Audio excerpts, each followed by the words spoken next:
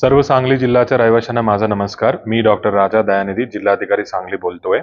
आपल्याला माहिती आहे मागील 2-3 दिवसापासून खूप पाऊस होतोय आपला सांगली जिल्ह्यातला. आता येणाऱ्या दिवसामध्ये देखील पाऊस जास्त होण्याची शक्यता आहे. तो त्या म्हणून आपण काही इम्पोर्टंट सूचना देण्यात येत आहे. तो सर्व नागरिकांनी सतर्क राहावं आणि त्या सूचनाचं पालन करावं. पहिलं, आपला कोयना धरणातून आपल्याला माहिती आहे तिथे भरपूर पाऊस पडत असल्यामुळे कोयना धरणातून विसर्ग थोडा वाढलेली आहे.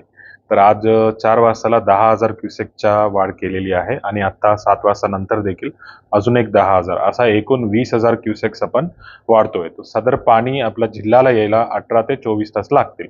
तर सध्या आयर्विन पूलच्या लिमिट आहे 33 फुटाकडे आहे आणि हे उद्या दुपारापर्यंत हा 35 ते 38 पर्यंत जाण्याची शक्यता आहे.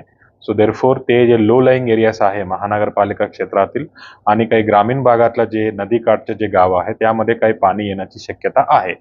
तर याच्यासाठी मी सर्व नागरिकांना आवाहन करतोय की जेव्हा जेव्हा प्रशासन आपल्याकडे येऊन आपल्याकडे विनंती करेल त्यावेळेस आवश्यकतेनुसार त्यांना सहकार्य करावा. जर त्यांना रिलोकेट करायचे असेल, तुम्हाला शिफ्टिंग करायचे असेल, त्यामध्ये प्रशासनाला मदत करावा. कुठलाही अफवावरती विश्वास करू नये आणि केवळ शासनामार्फत आणि आपल्याकडे जे विविध प्रकारचे यंत्रणा आहेत, तहसीलदार कार्यालय असतील, प्रांत कार्यालयात असतील, त्यांच्याकडनं येणाऱ्या सूचनामध्येच सर्वांनी विश्वास ठेवावा. हा पहिली आहे. दुसरं सूचना मी सर्वांना सांगू इच्छितो की कोणी पॅनिक करायचा गरज नाहीये, घाबरायचं पण गरज नाहीये. आपल्याला सतर्क राहणे आवश्यक आहे.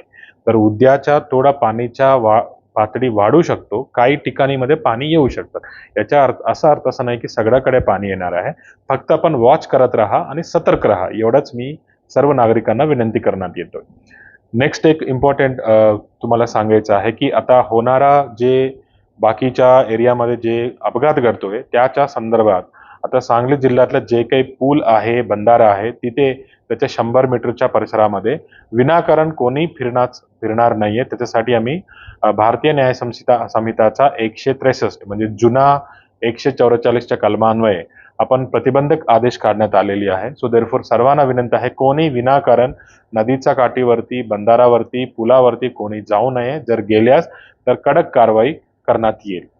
तिसरा एक आहे की ही जी आपल्याला माहिती आहे, नेहमी जिथे पाणी येण्याची शक्यता असलेले जे 4 तालुका आहे, मिरज तालुका आहे, पलूस तालुका आहे, शिराळा तालुका आहे आणि वाळवा तालुका आहे. मिरज तालुक्यामध्ये सांगली महानगरपालिकाच्या मिरज कुपवाड महानगरपालिका क्षेत्र 6 ही 4ही तालुकाला पुन्हा सांगतोय, सांगली टोटल मिरज तालुका इन्क्लुडिंग सांगली आणि महानगरपालिका क्षेत्र 6, टोटल पलूस तालुका आणि टोटल वाळवा तालुका आणि total Shirala taluka. As a precautionary major म्हणून, म्हणजे पुन्हा होणाऱ्या काही टाळायचं म्हणून आपण ही 4 तालुक्याला उद्याच्या दिवशी सर्व प्रकारच्या शाळा, प्राथमिक असतील, माध्यमिक असतील, हायस्कूल असतील, college, private, government, aided, unaided including anganwadi ह्या सगळ्यांना उद्यासाठी आपण सुट्टी जाहीर करतोय.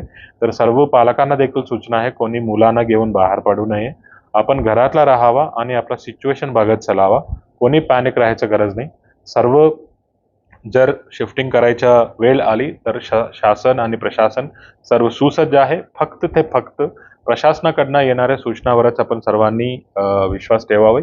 कुठलाही अफवावरती विश्वास ठेवू नये आणि जर आपला प्रशासनाकडनं तुमच्याकडे विनंती घेऊन आला की तुम्हाला शिफ्ट करायचं आहे, ते कृपा करून शिफ्ट करावा. त्याच्यासाठी निवारा केंद्रामध्ये सर्व व्यवस्था करण्यात आलेली आहे.